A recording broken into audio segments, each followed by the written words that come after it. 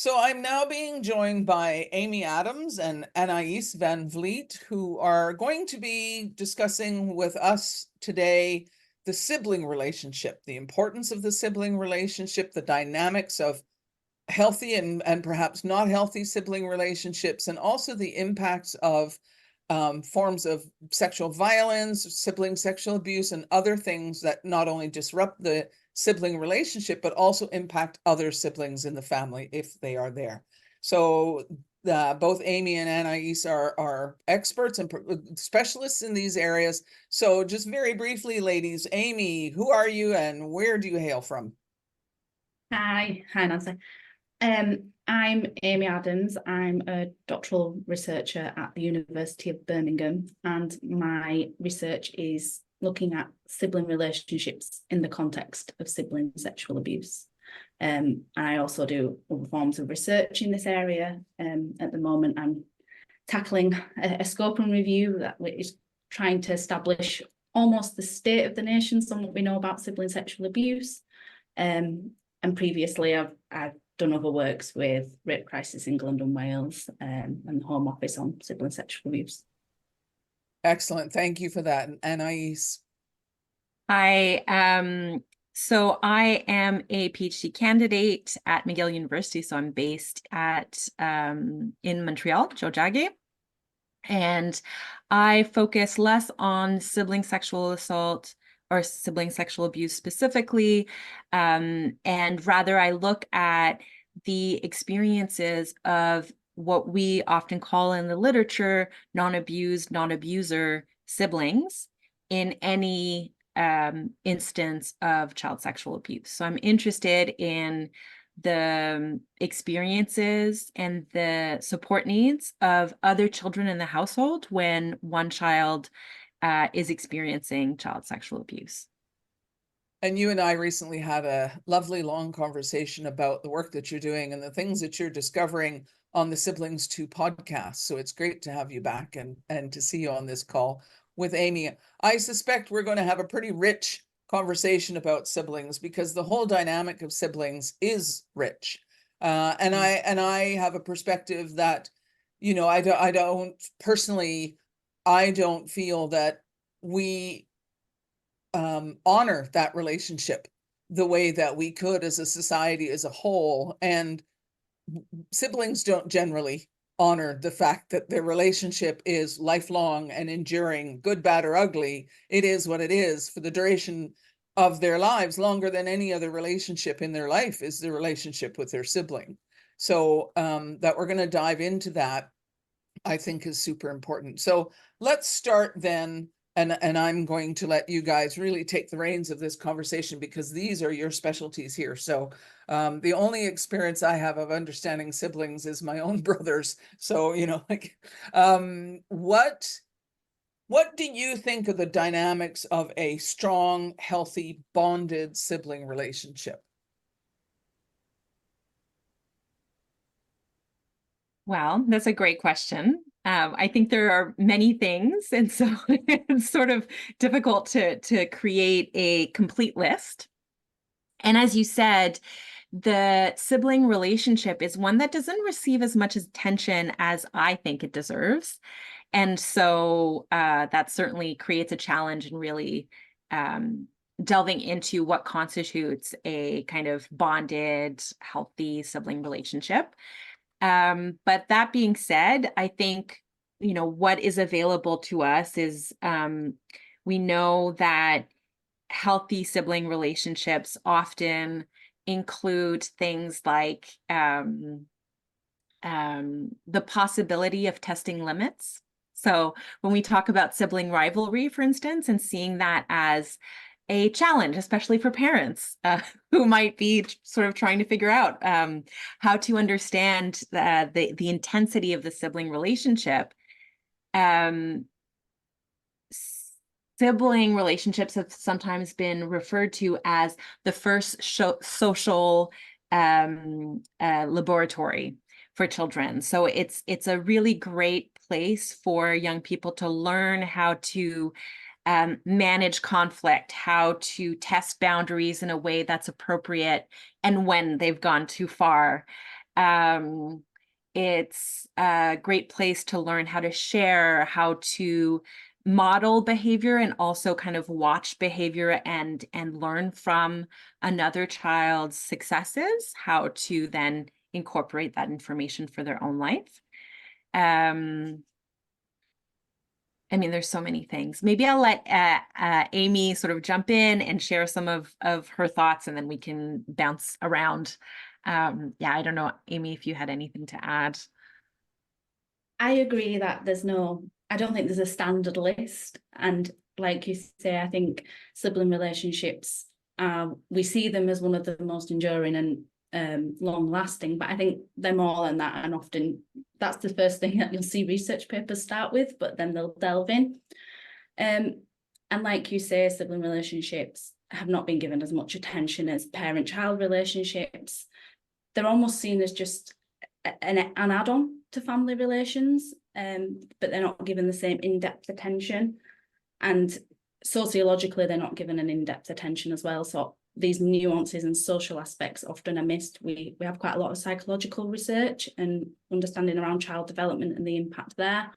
But the sort of everyday life experiences of siblings, it's quite lost within the research. And I agree that we see research where it talks around how you can test boundaries and model behaviour and all these aspects. But I think for me, one of the interesting things around sibling relationships is that they're involuntary. There's no choice. These are your siblings and you're put together like it or lump it, really. But also that they're really there's a real juxtaposition in sibling relationships. The dynamics that exist within them are so broad. You can have rivalry and you can have argument and you can test limits and you can really dislike your sibling, but at the same time you absolutely love them and would do anything for them. And you see that come through in the literature. They'll talk about how siblings get on their nerves and they're embarrassing, but if when it comes to the crunch, they'll be there for them no matter what. And there's some really interesting work by a researcher called Samantha Punch, and she sort of looks at more the sociological, and she gives us an almost Goffmanian analysis of the backstage life of siblings and this almost intimate subsystem that they have and this world that they create outside of everything else. So for me, that's a core sibling relationship. I'm not sure if I really answered your question there, but you did. You did. I think it's important to sort of lay a groundwork or a bit of a framework. And I sort of knew when I was wording my question that there's no list. So like it's a multifaceted thing. And it also, I think, ebbs and flows in those relationships, just like many other relationships in your life. You can be deeply not in love with your sibling, but adore and love your sibling and just want to smack them just because they're a jerk one day or, whatever. And that's perfectly acceptable and to be expected, right? There's, you love them, but hate them kind of thing. But that is also something that I'm gonna lead us towards the concept of sibling sexual abuse now, because we often see that when we're reading family stories and the stories, for example, that I've collected at the Story Portal, where siblings who have been harmed by their sibling will say, I don't want anything bad to happen to my sibling. I adore my sibling. I love the sibling who hurt me. I just wanted the behavior to stop, or something along those lines. So you can see that underlying adoration between sort of a sibling, which has now become tarnished or tainted or fundamentally changed when sibling sexual abuse occurs. So let's move towards that sort of conversation about how all of this does impact the sibling relationship and in the various ways that it can. And I'm going to pass it on to you guys now, because again, this is your area of specialty here. So Amy, you've done a lot of research in the sibling relationship, particularly in the context of sibling sexual abuse. So what have you seen, not only in your research, but in other people's papers and just in sort of like everyday life with the people that you're interviewing or the research that you've been doing? I think it's important for me to caveat that this research is early, so I haven't started data collection yet. but I have been in this area for a good 3 years now, and this is my area of interest, so I can speak to it. I want to also caveat that we don't know too much about the sibling relationship within the context of sibling sexual abuse. There is pockets of research. We see research in Israel. They're developing research. Carmet Katz, she does a lot around sibling subsystem in the context of abuse. And we see small pockets, but it's never focused research on the sibling relationship. It's normally an add-on or an extra to the research that you see come through within the findings. But there is some evidence that there is certain types of sibling relationships, and these are more hypothesis than concrete truths, I think would be fair to say. And much like all the dynamics we've just spoken around, the involuntariness, the intimacy, the proximity, these things are relevant to when we think about sibling sexual abuse as well. There's a reason that sibling sexual abuse does last so long, is so frequent, and often behaviours are quite intrusive. And I think it would be fair to say that the dynamics within a sibling relationship allow those kinds of abuse behaviours to proliferate, because siblings do have these worlds in which they can push boundaries in other ways that I don't think would occur within other types of abuse. Anais? Yeah. So I agree with what Amy is sharing. I think it's, my experience as well, that there isn't, there's a lot of there's not even a lot, but there's some theorizing around what sibling relationships can look like in the context of family violence, of sexual abuse generally, and a little bit on sibling in the context specifically of sibling sexual abuse. One model that, maybe is helpful for listeners, but again, should be taken as with a grain of salt, knowing that these are just sort of models, but perhaps it's kind of interesting to think about. So one model was put forward by Williams and colleagues in 2016.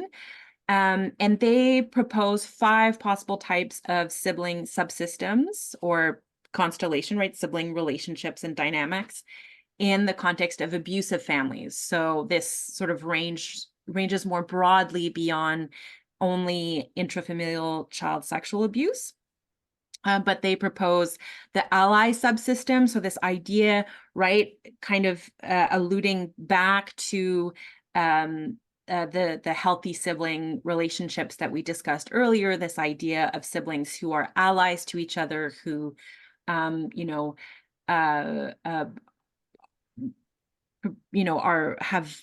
mutuality, cooperation, affection. The defensive subsystem, which is characterized by hierarchy, protection, and support. So maybe more of, for instance, like an older sibling that really takes on a protective role. It may also kind of feature a lot of hierarchy and rule making, the way that siblings sometimes can do, especially when there's a significant age gap. The estranged subsystem, which is characterized by emotional distance and indifference, and the enemy subsystem, which is characterized by competitiveness, rivalry, and hostility. And then, of course, the sibling abusive system, where we might see sibling sexual abuse or other forms of maltreatment happening.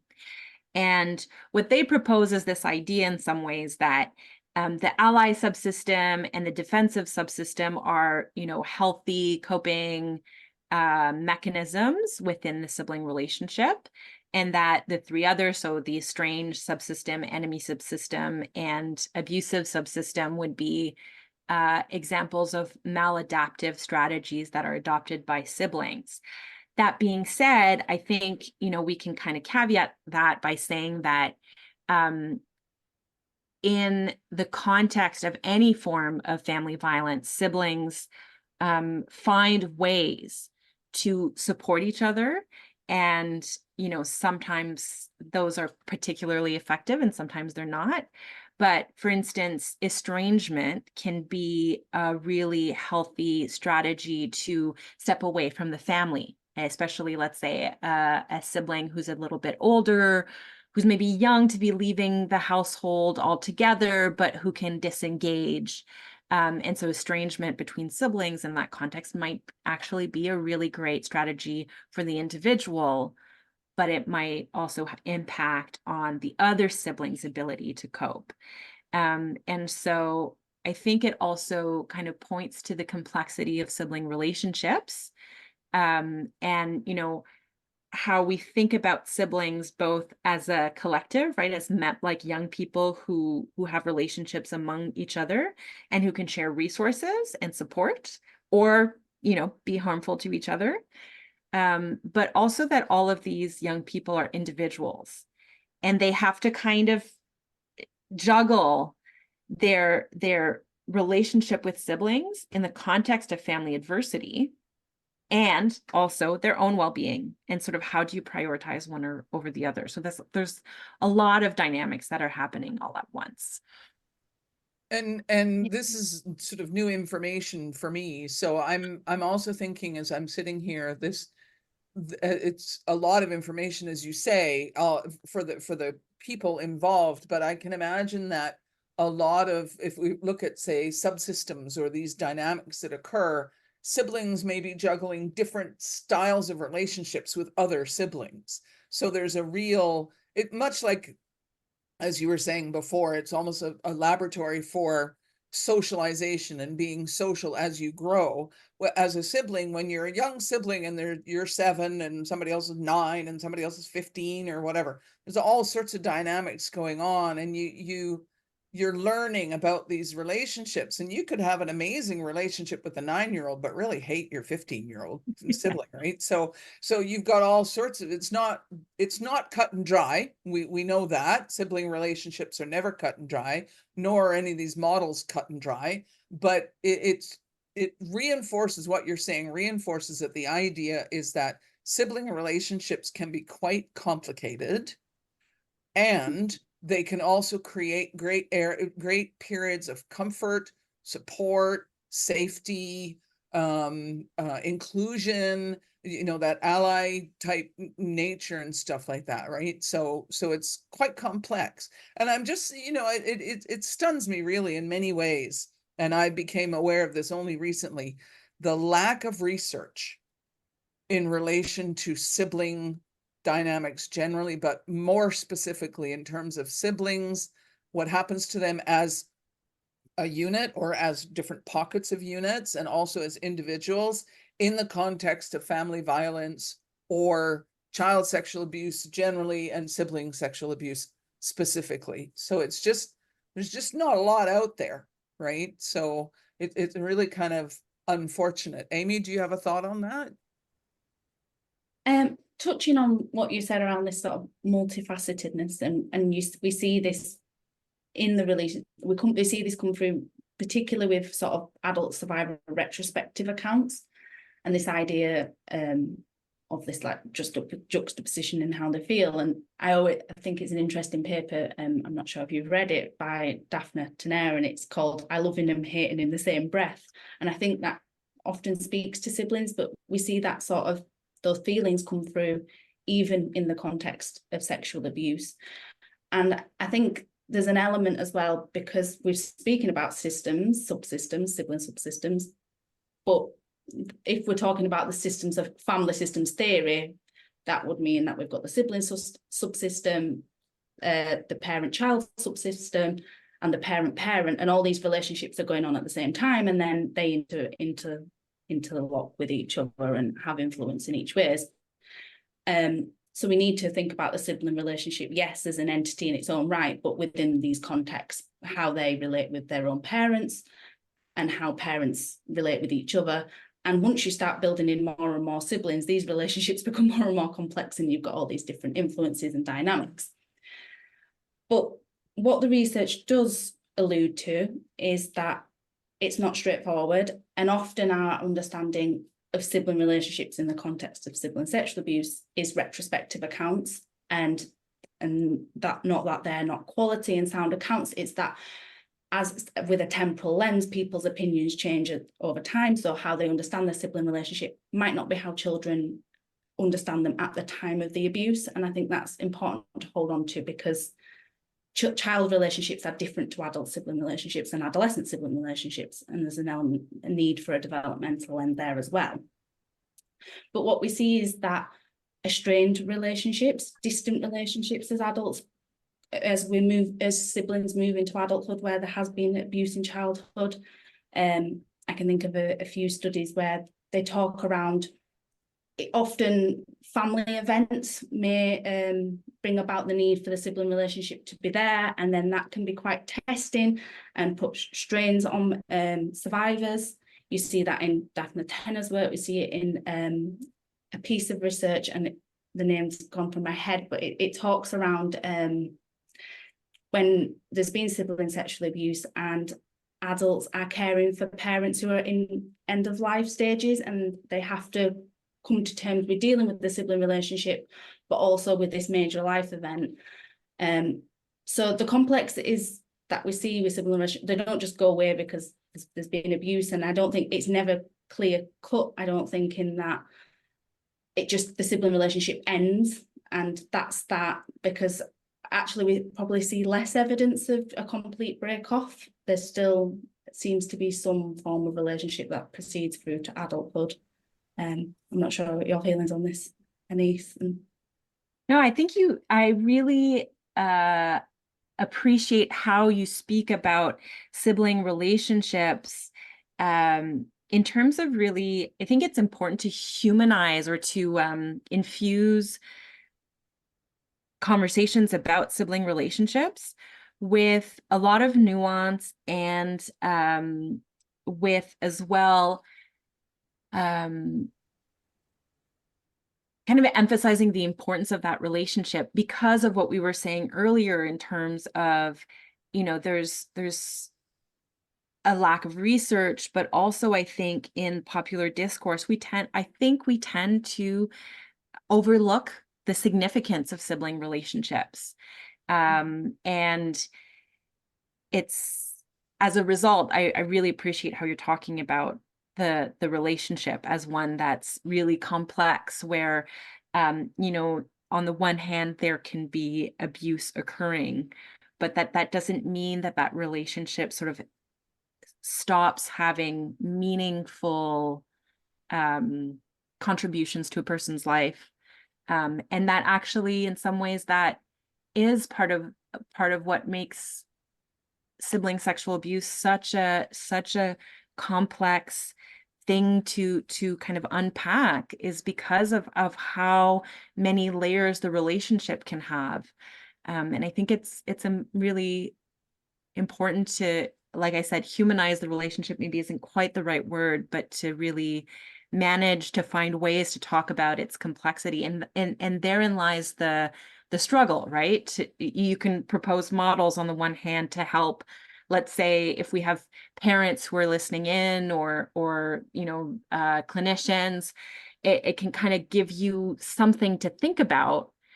But on the other hand, it's just such an oversimplification of what that relationship is, especially in a social context where we don't tend to talk a lot about sibling relationships overall.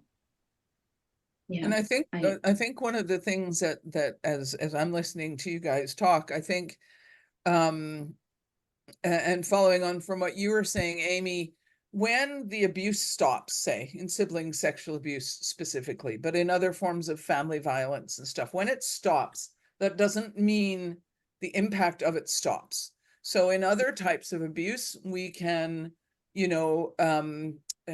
outside of the family, say, it stops, you never see that person again, you deal with the impacts of what has happened, and it plays out for a long time, but you never see that person again. And as you said, Amy, you've got situations where siblings are coming back together again when parents are at end of life, or there's a funeral, or there's a wedding, or there's some event that's coming together, and siblings are coming back together again.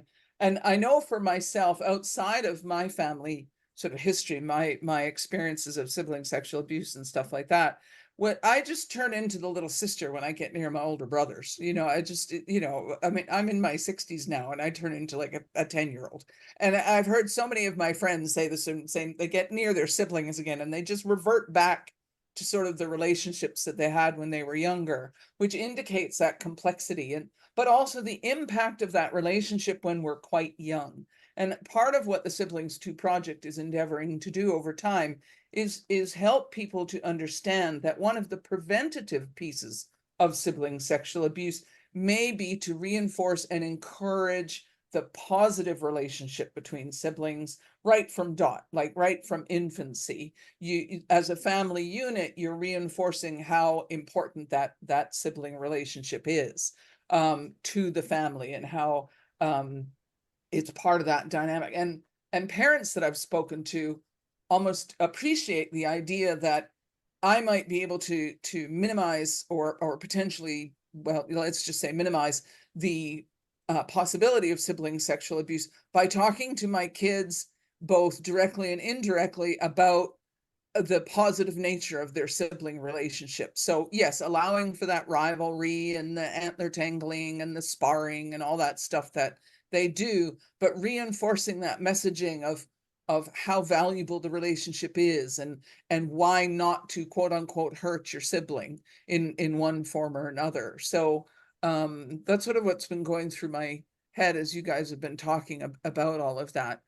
Let's move to the conversation though about, I think, the impacts of sibling sexual abuse, and guys, correct me if I'm wrong here, but I think some of the impacts to the sibling dynamic would be pretty obvious to most people about how it can disrupt. Maybe there's something glaringly understated that we need to reinforce, but sibling sexual abuse is fundamentally crisis for a sibling relationship, one way or another. I don't think I'm understating that nor even overstating that. Would you guys agree? I agree. I think there will be clear times within a sibling relationship that it's seen that way, and siblings will want nothing more to do with the sibling that's harmed them, and that's understandable in that context. But there will be other siblings who will, as we spoke about earlier, want the abuse to stop, but they still want their brother or they still want their sister. And I think, and what we don't really know is the difference in how children perceive the sibling relationship and then adults perceive the sibling relationship, because as I've said, they're quite different things. Retrospect is different to the there and now. But I lost my train of thought, sorry. That's okay. But the sibling relationship can, of course, sibling sexual abuse will have a huge impact on that. It's of course it's disruptive to that. And I think it's a conversation that it might progress within this, is that not all sexualized behavior between siblings is abusive, and sometimes the behavior may be a form of emotional nurturance within a family environment. I don't like to use the term dysfunctional, so I'm not going to use, I've said that there, but that I've got stresses, or there's things going on in the home which may cause siblings to turn to each other for emotional comfort. And I think we need to talk about that too, because that is an element of sibling sexual behaviour that is not spoken about as much. And we do see that coming through in the research, this idea of routine relationships and siblings turning to each other for comfort. That hasn't answered your question around impact. However, it's led us on to a different thing. Yeah, and I think it's an important thing to remember too. And it's coming up, it's come up in different conversations in my podcast, and also last year's awareness day, that not all sexualized behavior between children is abusive, quote unquote, in its nature. It may be problematic or sort of quasi-abusive behavior, but the motivation for the behavior, particularly for the person causing the harm, is more potentially around emotional support for themselves. And it's a quote unquote, and I'm saying that because I don't really like the phrase, but it's almost like a coping strategy for the person causing the harm. So therefore, that I've had conversations with people who would therefore say, the person causing the harm, that's another reason why we need to understand why they chose the behavior that they did, because the motivation wasn't necessarily abusive, like we would say abusive talking about an adult abusing a child sexually. So is their motivation because they lack coping strategies for the stressors they're experiencing within the family dynamic, for example. And I think that's very important to mention. I mean, not brushing anything under the carpet, and I certainly wouldn't want to insult anybody by saying that, but I think it's a very important point that not all motivations for abuse are actually abusive motivations. And I think, Anais, you would agree with that too? I do. And I was, as you were speaking, I was thinking about, how listeners might be interested in going back to your podcast episodes with Peter Yates. So I think because I listened to them recently for something else I was doing, I happen to know that it's episode 31 and 32. But that's not because I've sort of memorized it for today. I'm not trying to sort of, I'm not a paid promoter of this particular episode. But the episodes that where you're having a conversation with Peter Yates, I think, do a really good job of bringing to the surface the complexity of sibling sexual abuse, the possibility of sexual exploration between siblings that is sort of falls within the realm of something that can be healthy, that can be, that's really sort of about exploration, or as Amy sort of brought it to the fore, about comfort, right? A kind of physical proximity, and how that really points to the complexity of teasing apart all the elements within sexualized behaviors between siblings and understanding what is sibling sexual abuse. I think in terms of the exchange we've been having about the impacts on sibling relationships, of course, because of the work I do, to me, one of the glaring gaps in the conversations happening around the impacts of sibling sexual abuse is the impact on other siblings in the household. And because Nancy and I are both in Canada, I think, if it's helpful for listeners who are in the same sort of jurisdictions, or in Canada, we're lucky to have very detailed data collection around reported child abuse and neglect, which is not the case in a lot of other countries. And so in Canada, this is the data from 2001, but the Canadian Incident Study of reported child abuse and neglect is published every few years. So there's probably updates since. But in 2001, the incident study found that 30% of children who reported child abuse and neglect had no siblings living in the home, but all other cases had one or more siblings. And so what that points towards is that in many cases, sort of broadly, if we're talking about child abuse, but specifically in the case of sibling sexual abuse, that there are other children in the household who may be witnesses, who may not be witnesses to the abuse that's happening between two of their siblings, but who are often going to have a sense that there's a secret, right? That something's happening. They are also going to be subjected to the complex sibling dynamics that surround any form of abuse between siblings, and just the importance of acknowledging that. And this isn't the topic of the exchange today, but we were talking about, what are the impacts, and do we agree that those impacts are considerable? And I absolutely agree. I think I would add that it goes beyond let's say the two siblings where abuse has been disclosed, and that all siblings in the household can be impacted and can directly or indirectly be kind of pulled in to the sibling dynamics that emerge, or that facilitate the sibling abuse that's happening. Do you want to go into that a little bit more, Amy, and add on to that? Because I know you have looked into these things too. So Yeah, I completely agree. And we've been talking about how there's a deficit of research around the sibling who's caused the harm and who's experienced the harm in their relationship. But I think it shouldn't, as you allude to, it shouldn't be overlooked that the other siblings in the household, even though they may not directly have been abused or exhibited abuse, they're not immune to the impact that will happen. You know, if we're just sort of hypothesizing an example, if one of the child siblings is removed from the home, then that's going to have an impact on other siblings.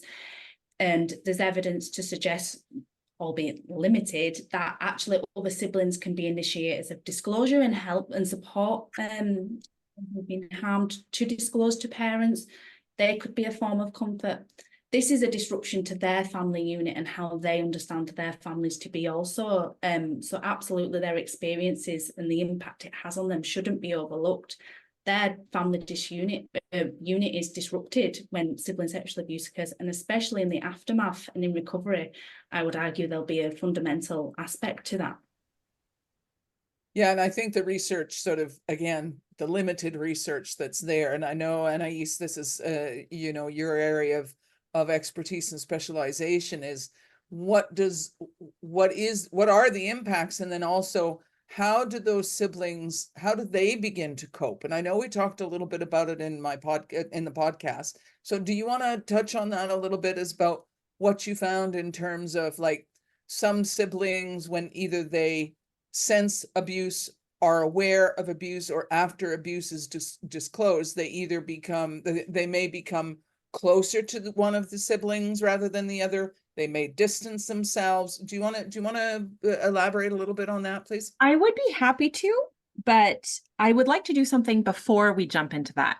Okay. As a means to honor and to center the experiences of survivors, I think if we're going to talk about the impacts, and if we're going to talk about sort of how different siblings come to terms, or the supports they might need, I think it's really important that we start by centering those siblings who are sort of most directly impacted, if that makes sense. And then we can kind of talk about the experiences of other siblings. And the reason why I bring this forward is because it's normal. We're having a conversation. Now we're talking about other siblings in the household. And so that's the sort of, we're following that thread. But even though that's the focus of my work, I feel really strongly that I am able to do this work because other people are doing work on sibling sexual abuse, specifically looking at survivors or young people who have exhibited harmful sexual behaviors towards their siblings, and that it's important to center that conversation. And then to talk about also there are other siblings. So if we want to practice what we preach, perhaps we can start with sort of centering survivors and talking about those impacts, and then I'm happy to jump in. Does that make sense? I'm just trying to kind of remind us of how we have conversations about siblings and in the context of sibling sexual abuse, if that makes sense. It does. Particular thing in mind, or a context that we wanted to expressly state in order to you know, really honor the position of the sibling who's been harmed and the one who has caused harm, and then not in particular, but I wonder, maybe this is the area that Amy's really kind of focused on more than I have, and perhaps, Amy, you want to start us off if there's anything, you know, you would want listeners to kind of know or to keep in mind in terms of those impacts, and then we can kind of work outwards, if that makes any sense. Yeah, and if you have anything to add. I've not got too much to add. As I've sort of mentioned earlier, my research is in the really early stages, sort of ethical stages. So I don't have any sort of empirical evidence of my own, other than the research that I turn to frequently to understand, and the impact on sibling relationships.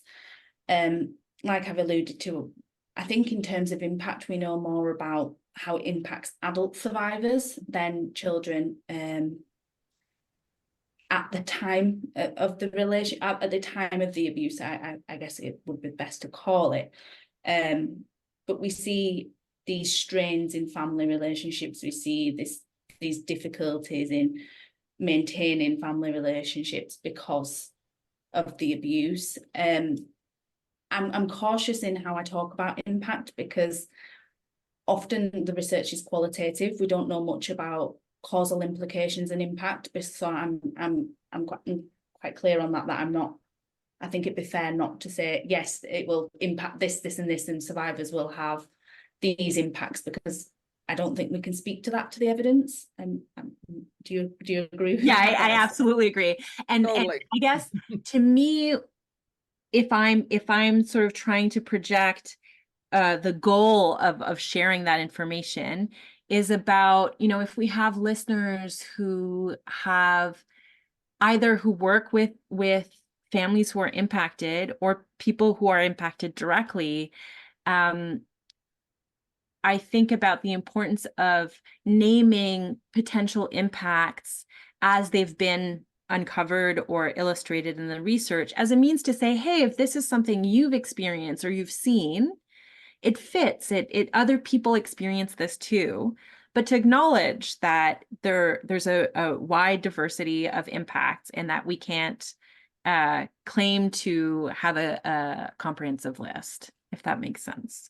But I completely agree with what you're saying, Amy. I understand that it's sort of, we want to tread carefully when we create lists like this. Yeah, I think, I mean, it's about not creating lists where I'm saying this is causal, this is impact, because that can't be done. But there is evidence to suggest that there is particular dynamics or impacts. Funnily enough, I'm supporting a scope and review, and today I've been doing work on sibling relationships, but the evidence from that, so it's quite fresh in my mind. And we see some studies that talk around power dynamics in sibling relationships. They talk around gendered hierarchies within sibling relationships and how that can be an element to the abuse. I'm not saying it's a cause, it's just an element to the abuse. And these elements of power may be established through the status and the authoritative stance of one sibling over another. We could start from there, going to things around how parents perceive each child, parental favoritism, differential treatment, all those kinds of things, which I think will come out anyway. And we can talk around things through threats and coercion, and there is some. Personally, I don't like the term grooming in the sibling relationship. I don't think it fits, but there is some research that alludes to that siblings may groom another sibling using sort of manipulation and threats, and you know, those using probably the pre-established dynamics of the sibling relationship to establish abuse.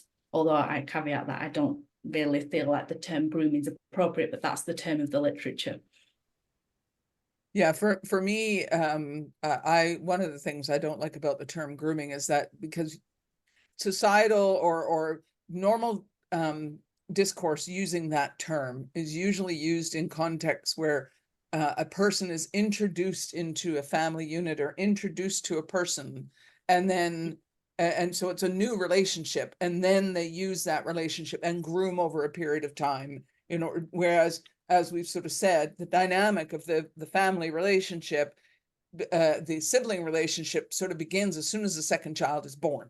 You know, it's a long-term relationship before even any inkling of an abusive situation arises. So I agree with you, Amy. I'm not a big fan of using the term grooming when it comes to sibling sexual abuse. And I also agree. I think Yeah. part of the issue with that terminology also is that it sort of maps on adult to child abusive patterns that inform sexual abuse onto children who exhibit inappropriate sexual behaviors. And while there may be similarities, the dynamics are different, and the cognitive ability of the young person, or to understand what's happening, the way they understand their behavior, it is all very, very different. And so I think I agree with the term, of sort of not using the term grooming, or using it with many asterisks around the term. Lots of air quotes. Yeah. But beyond that, right, just the way we talk about the abuse, we often, because there's more research on adult to child abuse, it can be kind of we can fall into this trap of talking about it like as if they're sort of mapped onto each other, whereas And they're not. Right. Yeah, they're not. I think one of the things as well is, I mean, just stories I've been collecting at the SiblingsToo project sort of speak to the impacts. A lot of the stories are from survivors. They're also from other family members and the person who has caused harm. But quite often, and I agree, retrospectively, we're getting information about impacts for sure. It is also quite subjective that was the impact. There's no way really to dive into the middle of a family when there's a bunch of 10-year-olds running around and try and do experiments on them. I mean, it doesn't pass ethics. It just doesn't happen. So we sort of have to rely on that retrospective, subjective interpretation of the impacts, which informs other things. And I think that's great. But what I see a lot in terms of comments from adult survivors and others in the family, which would include siblings, is the impact at the moment that they recall is very much a dynamic where something changed when the incident first occurred. It's sort of like that, where the other sibling all of a sudden noticed that something was different in the household, whether they had witnessed it or, well, if they hadn't witnessed it, so I get stories where, and I've even heard myself, now I know what happened, or now I know what happened to you as the survivor and why your behavior changed all of a sudden. So I think it's pretty fair to say that unless there's a degree of, and I don't like this word, but it's commonly used, a degree of ongoing dysfunction within the family where there's always stressors going on. If it's the quintessential 2.4 children, white picket fence family, all that sort of stuff, but then there's some dynamic that just shifts, kind of quickly, that's an indication that something significant has occurred in the sibling dynamic. Some little bomb has gone off, something has happened. And from that point, all sorts of other impacts will continue to occur, even if the abuse doesn't. I mean, even if it's a limited time period of abuse, because as we've sort of said before, siblings are around each other all the time, like all the time. They're at school, and then they're at home, and then they're, on family vacations, and then there are all these sorts of things. So the impacts are, one could say, almost continuous, even if the abuse has stopped. So is it fair to say then that with regard to the other siblings in the household, the same is true? Even though they might not know what's happened, something has changed. I'm going to have I have the feeling that for the most part, because we're pretty smart when we're little kids, we can sense something's not quite right.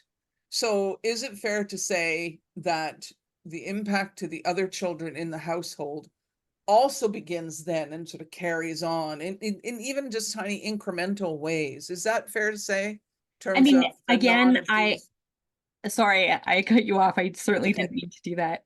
Okay. But I think I'll start with a similar caveat or preface that Amy used to say, I'm hesitant to claim that that's sort of a yes or no answer.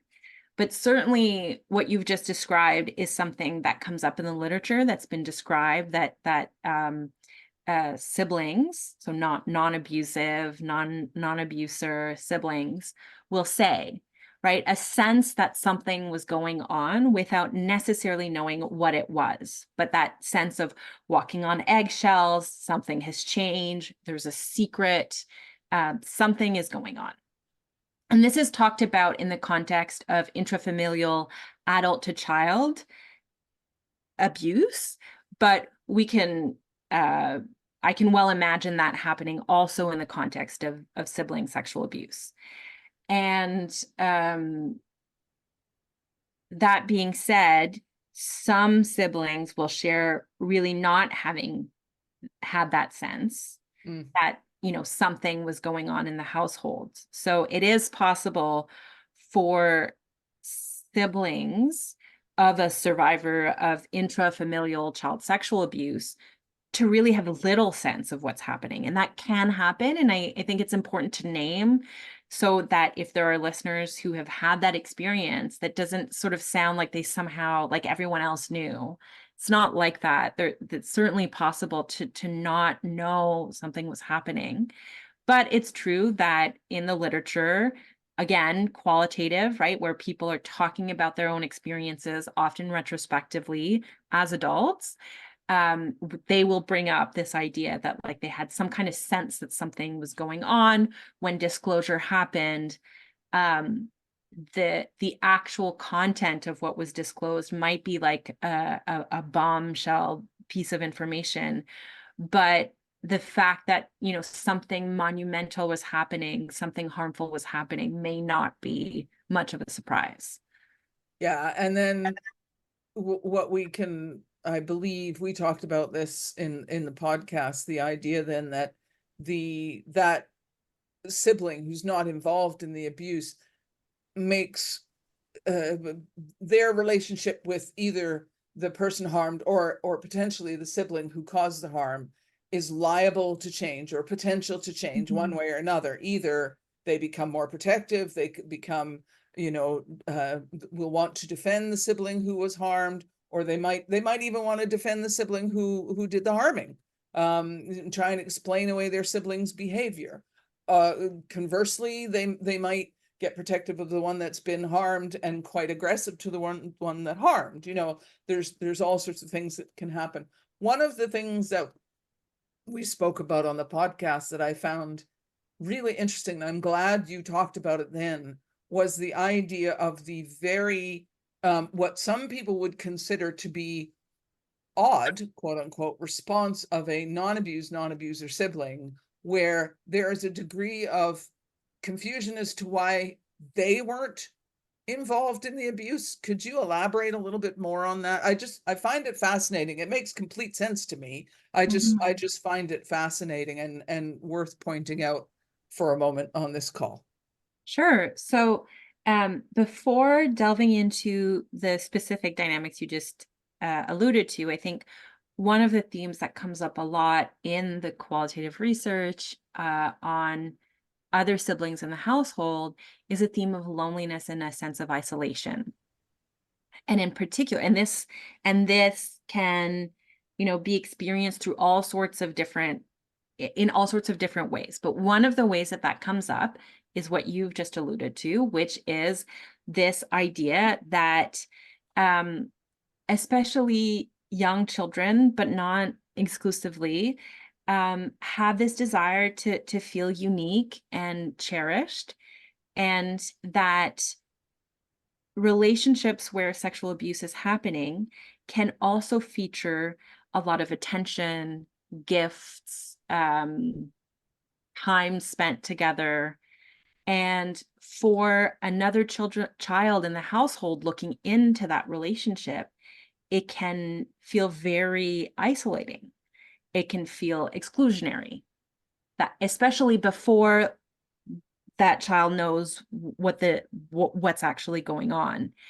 And so it can foster a sense of envy, of jealousy, of exclusion from that relationship. And what we were theorizing, you and I together during our exchange in the podcast, was this idea that could very well happen within the sibling relationships as well, right? If there's this very intense dynamic between two siblings in the household, this can have impacts on the other siblings' sense of connection within the sibling subsystem, you know, and why am I not also being invited to do these activities, or whatever the case might be. Yep.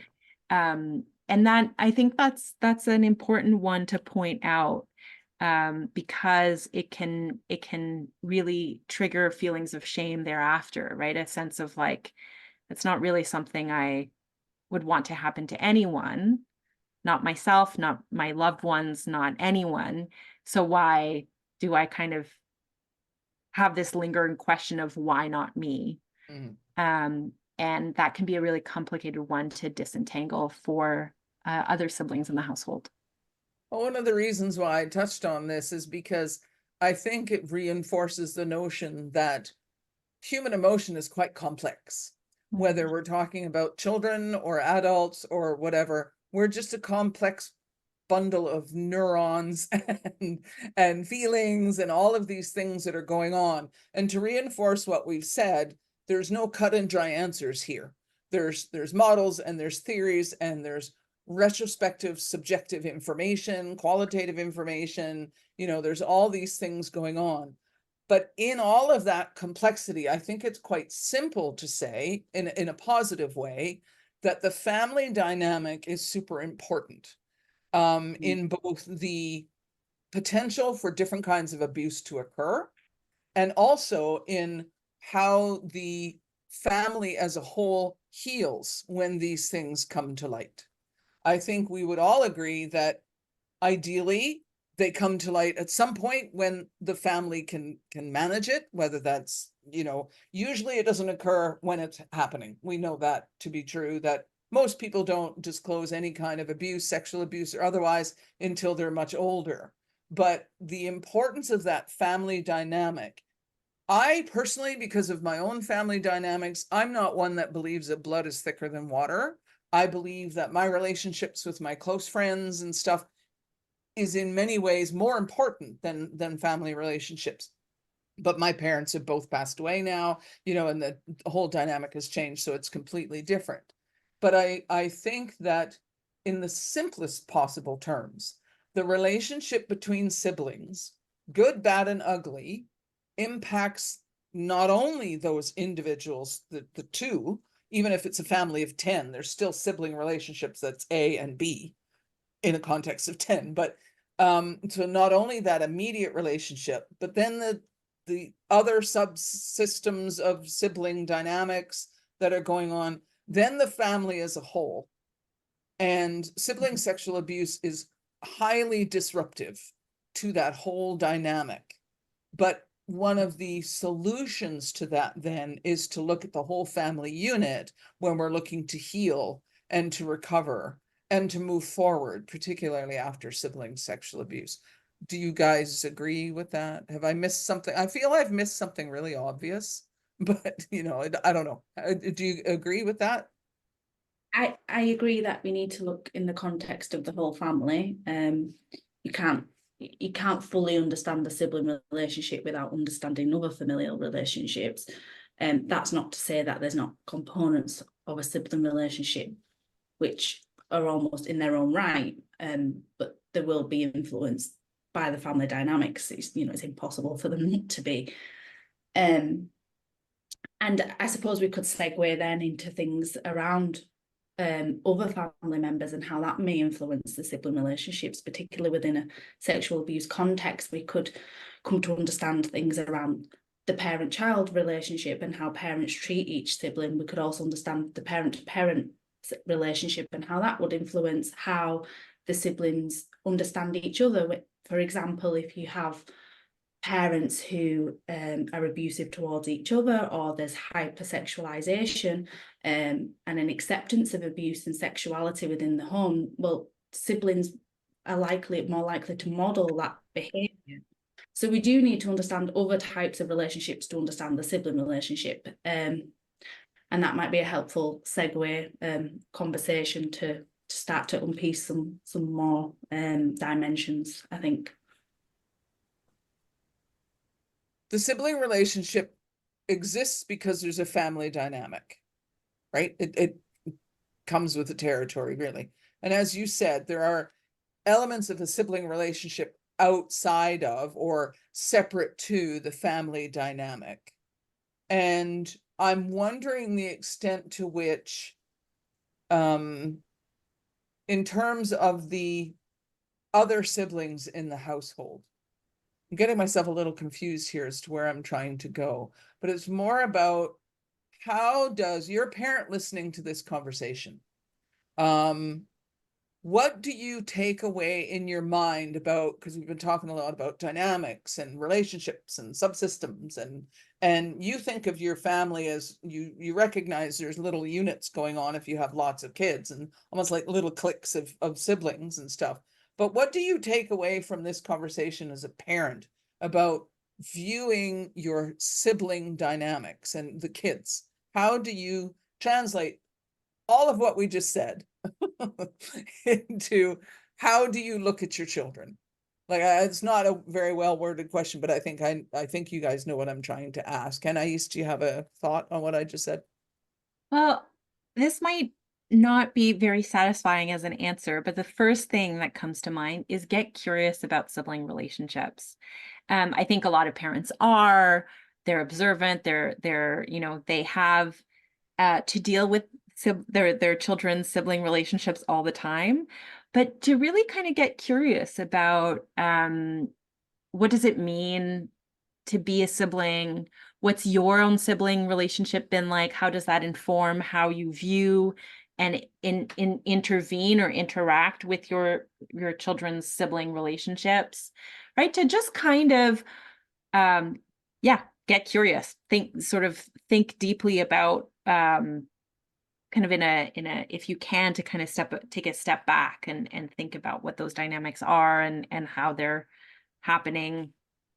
The other thing is, I think there is a role for parents to help, mediate or intervene in some situations. But what we know about healthy sibling relationships is that it can be very important for siblings to navigate their relationship on their own. And I don't mean sort of with no supervision, no input, as obviously that would be counter to what we've been discussing today, but to kind of recognize sibling conflict if it's resolved healthily, right? If siblings are given the tools to have these conversations, that it can be really important for siblings to navigate that on their own.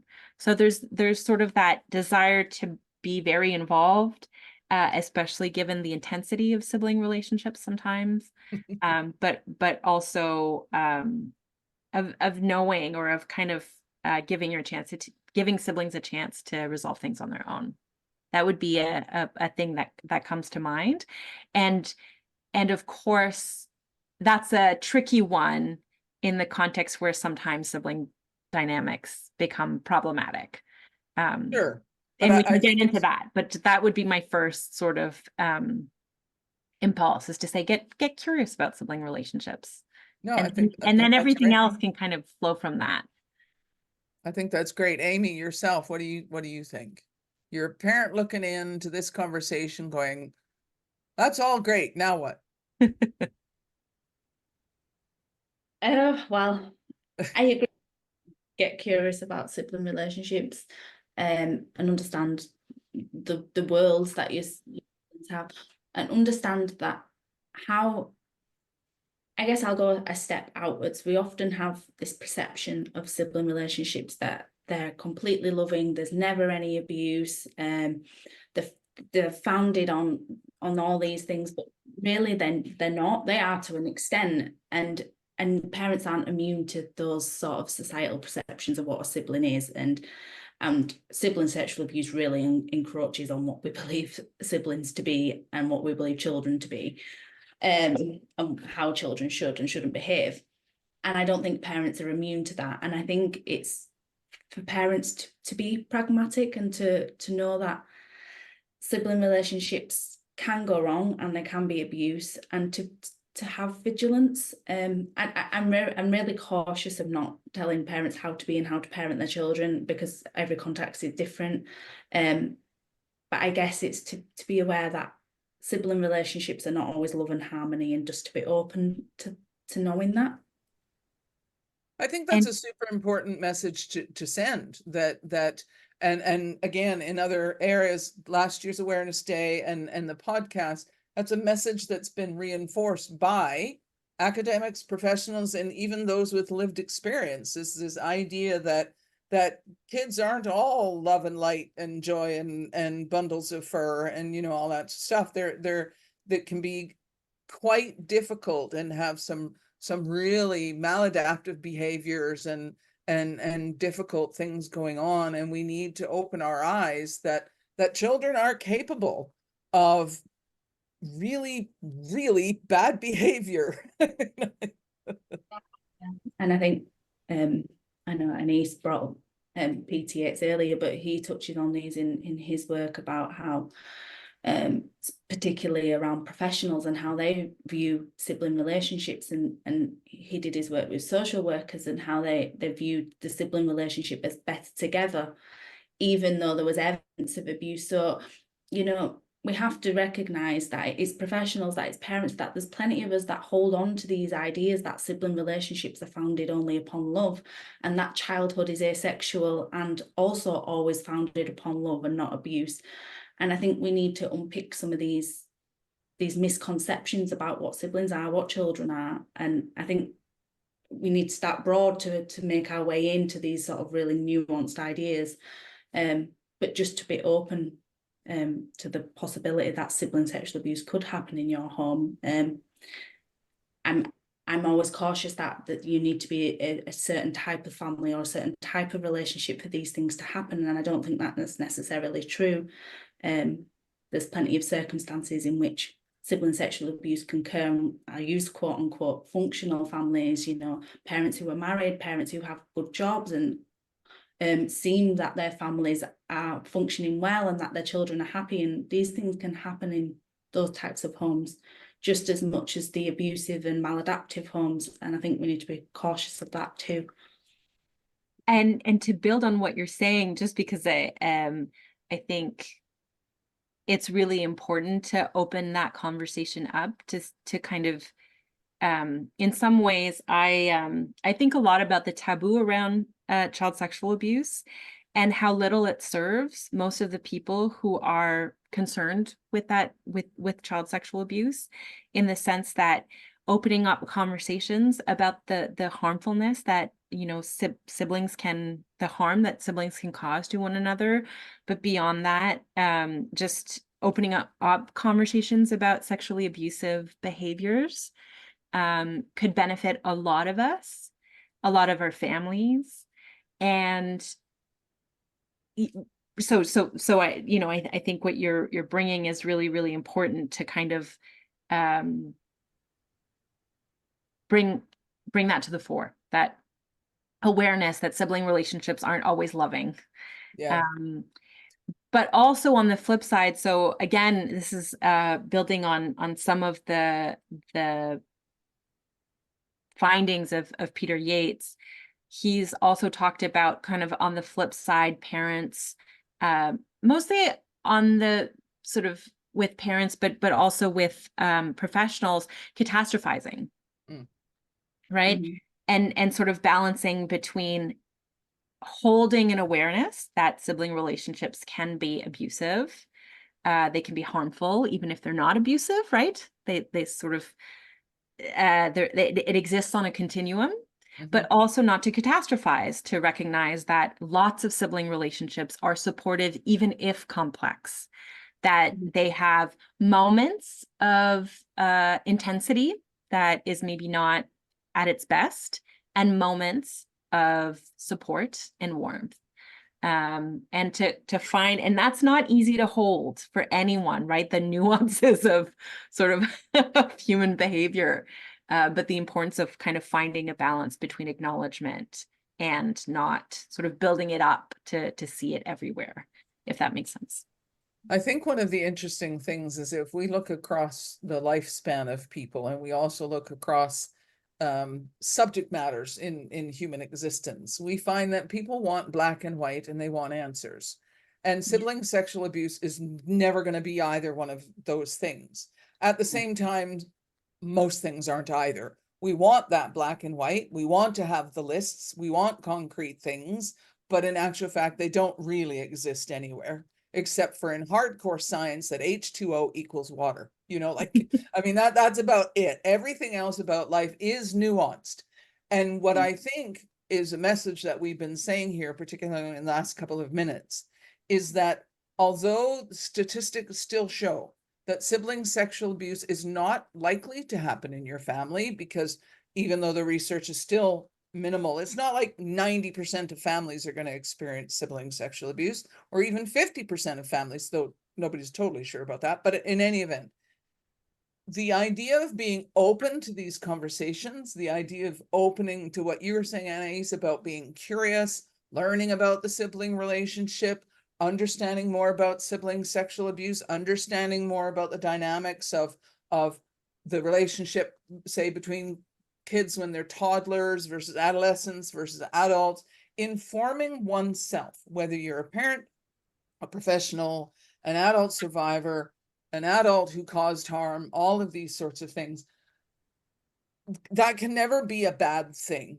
And I know one of the things that I've heard before, though fortunately this has been less in recent years, is parents who say, or family members who say, I don't want to talk about these subjects because it might actually put the seed into the mind of the children.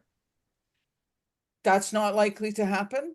You know, it's not likely to, if you're having conversations, open, honest conversations, you're not likely to be planting any seeds as such. You're not likely to be causing the behavior to happen. In actual fact, it's quite possible that you would minimize the risk of these sorts of behaviors happening if you found ways to be talking about some of these elements. But at the very least, as we begin to wrap up here, the idea of the sibling relationship being, generally speaking, good, bad, or ugly, really important for a really, really long time. I know for myself, you know, my brothers lived in different parts of the world.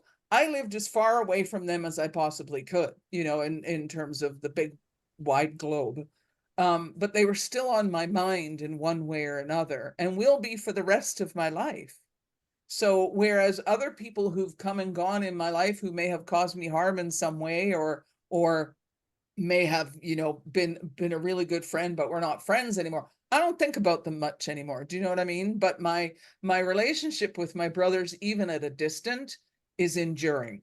And I think one of the things we do want to say, well, I want to say anyway, is that because of that enduring nature of the sibling relationship, we must look at it in terms of the context of sibling sexual abuse. What are the dynamics that contribute to the abuse happening, and what are the dynamics that help a family as a whole and the siblings as individuals heal from sibling sexual abuse? That's my 2 cents. Anyway, as we wrap up, what do you guys, is there a final message or something you want people to take away from this conversation in relation to what we've been talking about? And I never know who to pick first, but Anais, I'm going to go with you. Well, to kind of build on what you were saying, I think you put it really nicely. One of the things I think a lot about because of the work I do is just simply promoting the inclusion of siblings in therapy or in support services. Often, especially when we talk about child sexual abuse, services are either with the individual child, or with the child and their parents, or you know the sibling who has caused harm in their parents, for instance. But there's not a lot of work to kind of bring siblings together, despite what, you know, how you've brought it, that siblings can play a really important role in healing one another. They also impact on each other. So if we don't sort of address the harm in one, we're sort of missing a piece of the puzzle. My apologies. I have a dog. I don't know if you've just Yeah, I heard. didn't hear that, but Okay, good. it's fine. So right, to sort of think about the inclusion of siblings in therapy or support services, that would be one. One thing that I think a lot about that was brought to me by a therapist who happens to work with the whole family in cases of child sexual abuse, was that even if a sibling may not be included in support services, one of the seeds you can plant as a professional or as a parent is to simply create an awareness in them and to acknowledge with them, these other siblings in the household, that they may need support at some point in their lives, and that this may arise at any point, so soon or in 20 years, and that is perfectly normal and acceptable and okay, and that at that point, they are absolutely legitimate in seeking support services, because other siblings in the household may feel that it's not their story to tell, that, you know, their suffering isn't as significant, and therefore, you know, why are they even in need of support? For parents, I know that it can be really overwhelming when disclosure happens to also care for these other children in the household and their well-being when there's a multiplication of professionals involved in the family. And simply to kind of keep in mind the other children and check in. And this idea of balancing giving siblings a role and involvement in family healing with, you know, avoiding parentification or overburdening with responsibility for taking care of the sibling who's been harmed. Yeah, those would be sort of my take-home messages or ideas. Yeah. I think that's a great reminder too about how many siblings feel that it's sort of at this moment in time not their story to tell, but life unfolds for every individually. Mm-hmm. And maybe, you know, when a non-abused sibling gets married and starts having children of their own, all their stuff Mm-hmm. from the earlier family dynamics will start to appear, and reinforcing that message, as you say, that you may need support at any time, even when you're like 70 years old. It doesn't matter. Absolutely. If you need support and it comes all the way back to this, so be it. And that's an important thing, I think, to reinforce. So thank you for that. Thank And you. I'm talking about non-abuse siblings because that's the research I do, but I think it Yeah. applies very well to survivors and Oh, to sure. siblings who've caused harm, right? You may, you know, feel fine, feel like you're coping well at one point in your life and not at another, and that's perfectly normal. Yep. I agree. Amy, yourself. I don't have any sort of real bold messages or anything like that. More so if we're talking specifically about the sibling relationship, that I think moving forward as researchers, as professionals, as families, we need to consider the role and the impact and influence of sibling relationship. And I say stages loosely, it's just how I'm categorizing it.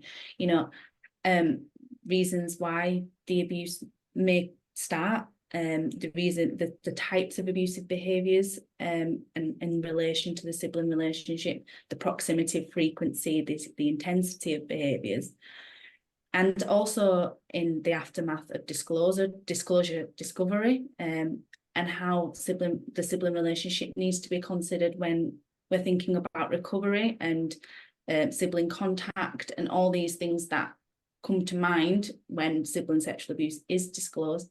And then also around adults and the longer term impact.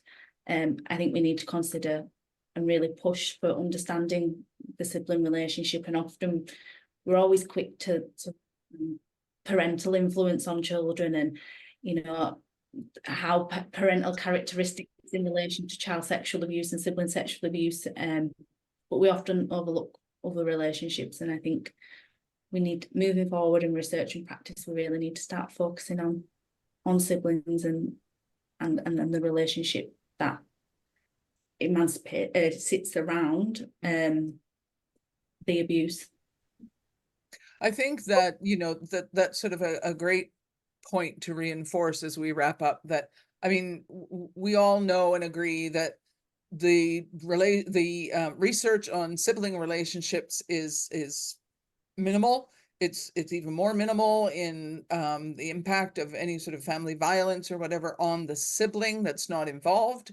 So non-abusive sibling, the dynamics of the sibling relationship and the importance over the lifespan is, again, in relation to other kinds of research, that's minimal research. And I hope that what happens next is more researchers will step forward and say, hey, there's this really interesting stuff going on in the sibling stuff within a family. To what extent is it contributing to good or bad, or whatever way you want to describe it? Because I would like to think that in 5 to 10 years we have more information in a research and a structured way. It can't be black and white, but in a structured way that understands more about the sibling relationship, particularly in the context of sibling sexual abuse, but just generally, and other forms like that. And I personally was really looking forward to this conversation, because it's not an area that I know much about, except for my own experience of having siblings. And I haven't read a lot of the papers that are out there, and I am fascinated by this whole sibling dynamic in terms of sibling sexual abuse and the role it plays, both at the time and through the lifespan. It's just fascinating. So what I hope happens next is there is a lot more research. I think we need to be looking into it. And also when those that are converting academic research into practical and pragmatic programs, that they emphasize more of the sibling relationship as supporting the healing process. The original relationship prior to abuse, for example, the other relationships in the family, and then the lifespan of the sibling relationship. And I hope that's what happens next. First off, thank you both for spending your time with me today, and with the audience, for sharing so much information and insight that I don't think too many people have. We've said this is an area that doesn't have a lot of research, so that means not too many people know what you guys know. So it's really helpful that you shared that. And I just want to let the audience know that some of the things and papers we've referred to will be in the show notes for this particular block of content. Links to episode. What were the episodes, Anais? 31 and 32 of the podcast. Yes. Thank you. And the work of Peter Yates, Carmit Katz, and other people. You mentioned a few people as well, Amy, and all of those will be in the show notes if people want to go off and learn more. And your information as well, whether people can contact you or if they have further questions or whatever, that information will be in the show notes as well. So thank you both for your time today. I really appreciate it. Thank you so much. I was really glad to be able to have this exchange today. Me too.